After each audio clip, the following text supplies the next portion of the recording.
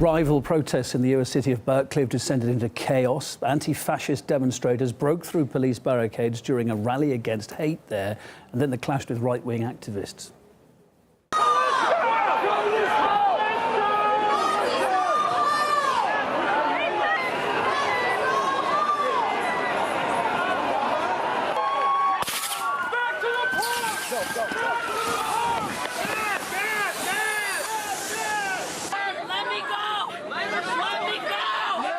Prior to the unrest, police banned sticks, masks and any other potential weapons. However, dozens of anti-fascist protesters broke those rules, it appears.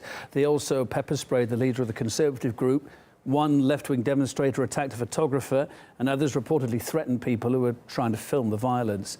Meantime, here is a video filmed by a reporter there. It appears to show a group of anti-fascist protesters beating a right-wing demonstrator.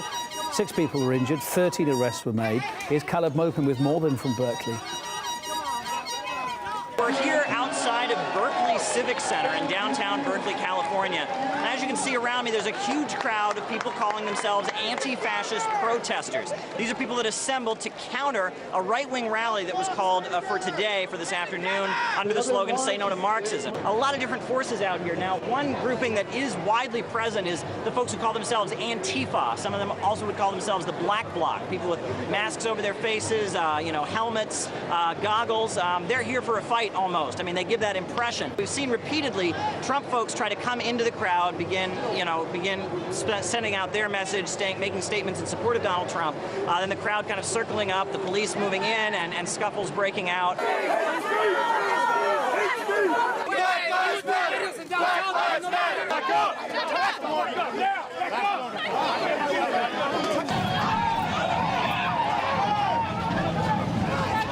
The city of Berkeley has actually rallied around the slogan, "Berkeley United Against Hate," and that's been hanging from all the public buildings. It's been displayed in the stores around the city. This is just one illustration of the ongoing division that continues to take place across the United States, especially in the aftermath of Charlottesville. A lot of different views being expressed here, a lot of anger, but a lot of folks that just say they're worried about their country. There seems to be a lot of division, the far left and the far right, political violence in the streets. So a lot of different messages here in downtown Berkeley, California. Yes, seems so. Maupin there. The vice chairman of the Libertarian Party, Baldwin-Wallace, told us that violence is being normalized, as he put it now, across America. A lot of the normalization of violence that we're seeing is happening because even at the government level, we're seeing situations in which the government settles its disputes with violence. If there's a dispute with the Islamic world, it's settling it with violence. If there's a dispute with drugs, they settle that with violence.